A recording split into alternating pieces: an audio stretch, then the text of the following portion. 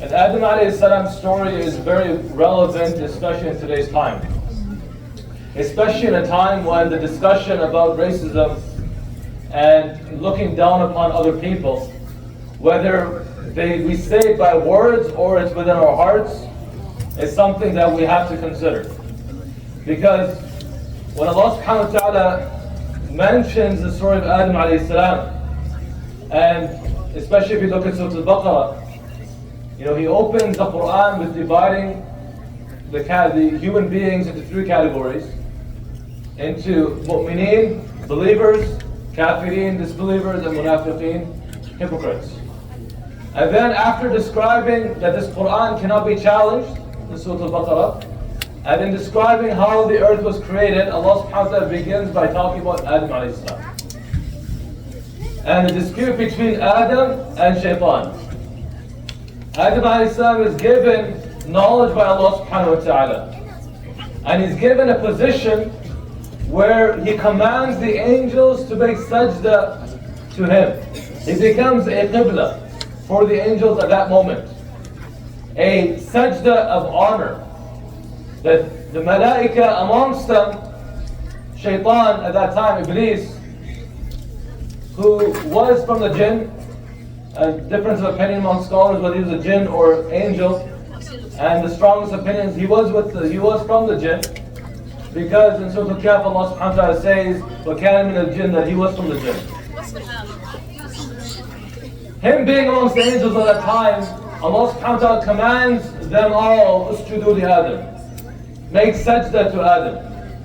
فَسَجَدُوا إِلَّا إِبْلِيسَ, everyone, all the angels make sajda to Adam except for Iblis. What was Iblis' excuse? Why? Because Iblis, he put his thought, his logic before the command of Allah subhanahu wa ta'ala. He put his ideas before the command of Allah subhanahu wa ta'ala. In today's world we're living in, we have millennials, we have the generation after the Generation Z or X, which one is it? Z, right? Generation Z or Z. We're going through a phase where majority of these two generations are leaving religion. They're leaving the idea of religion, whether they're Hindus, Christian, whether they're Jews, whether they're Muslims, inshallah we're safe. But a lot of youth are confused. And they've created a new religion. What is that new religion? I call it the religion of desire. What I think makes sense, that's what I follow. If praying makes sense, I'll pray. If fasting has health benefits, I'll fast.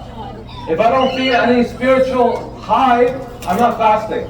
Or I'm not praying because it doesn't make sense to me. Shaitan does the exact same thing here. He puts his aql before the naql. He puts his aql, his logic, before what the command of Allah subhanahu wa ta'ala is. He's thinking, أَنَا خَيْرٌ مِّنْ خَلَقْتَنِي مِنْ نَارٍ وَخَلَقْتَهُ مِنْ طِينٍ. I'm better than him. Why? Because you created me from fire and you created him from clay. What is he referring to? Does he have any say in the way he was created? No. Does he have any say in the way Allah subhanahu wa ta'ala created him? That he created him from fire? Does that give him merit? It doesn't give him merit. But he's going back to something that he has no control over. This brings us to another point. That our community is infested with racism. Our community is infested with the idea that my country is better than your country. And within the country you have, my tribe is better than your tribe.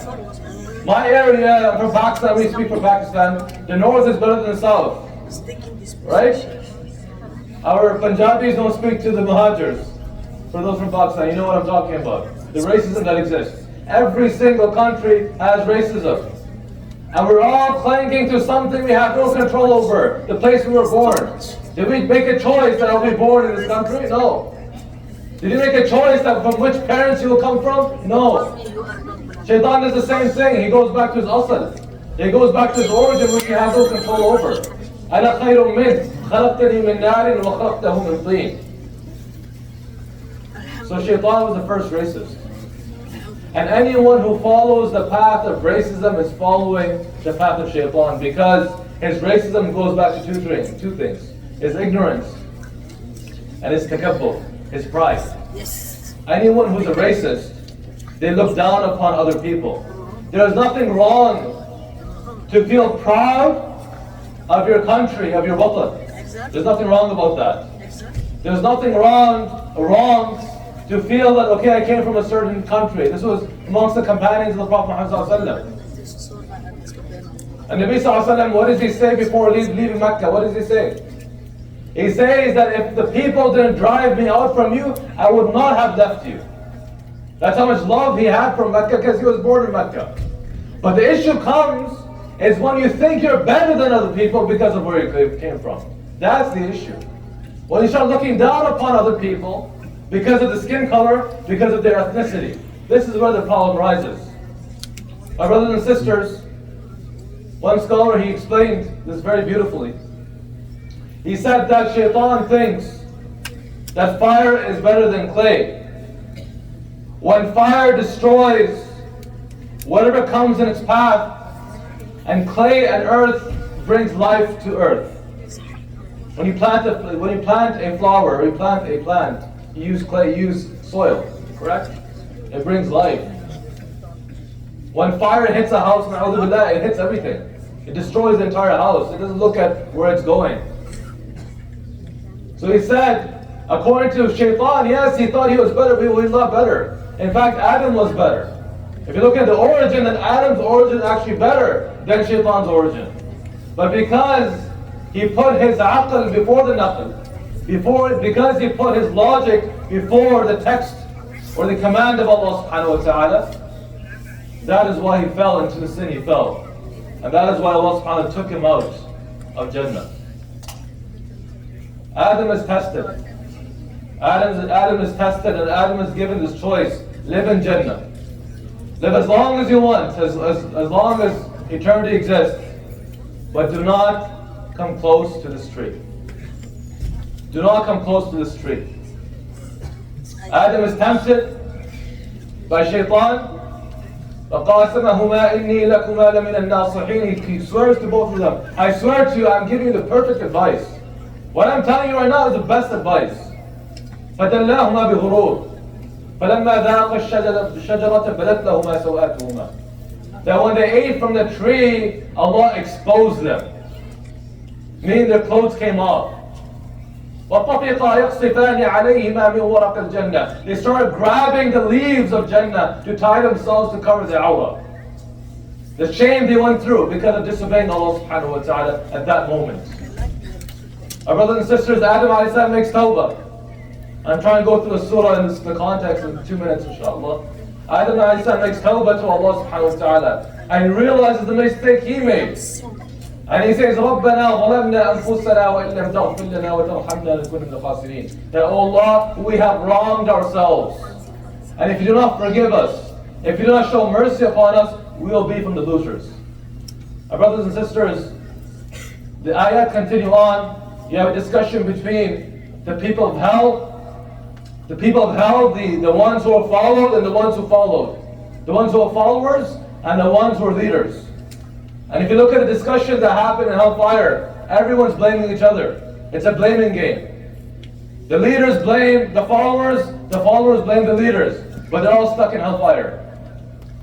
And Allah subhanahu wa ta'ala concludes these verses by saying, وَنَزَعْنَا مَا فِي صُدُورِهِم مِّن غِلٍّ تَجْرِي مِن تَحْتِهِمُ الْأَنْهَارُ. That Allah subhanahu wa ta'ala, just like Adam a.s. came out of Jannah. And we are all here because of that mistake he made. We're all going through this cleansing process. We're all going through the cleansing process of dunya. That those that should not be in Jannah will not be in Jannah. But those who deserve Jannah will be in Jannah and will inherit the lands of those who are not there. Allah subhanahu wa ta'ala says, in the end, He says, Allah will take away the hatred and the ghil, the discomfort, the hatred that's between brothers. In this masjid, you might have people who don't like each other because of some reason. In your family, you have people, uncle, aunts that might not like you. Amongst your colleagues, there are people, Muslims that won't like you. And it's a reality you have to deal with. No doubt. But Allah says that you will come to Jannah, and those same people who hated, they make it to Jannah as well, inshallah, and all their hearts will be cleaned. And all they will say, وَقَالُوا الْحَمْدُ لِلَّهِ الَّذِي هَدَانَا لِهَذَا وَمَا كُنَّا لِنَهْتَدِيَ لَوْلَا أَنْ هَدَانَا اللَّهُ. They will say, all praise be to Allah, the one who guided us to this path. You will thank Allah on the Day of Judgment. You will thank Allah in Jannah that Allah guided you. It wasn't from your own making. It wasn't because you were born in a Muslim family. No, because you stuck to the path. Because I guarantee you today, for those who have a deception in their mind, just because I'm born Muslim, I'll remain Muslim, that's not happening anymore. Right now, the curtains are being lifted. The munafiqeen are being exposed. Yes, the kuffar are being exposed. To be upon this deen is extremely hard in our society, in our times. Because everything around you is telling you to, don't be on the deen. But if you make it on the deen, my brothers and sisters, on that day you'll thank Allah subhanahu wa ta'ala that He allowed you to stay upon this path until the day you met Him.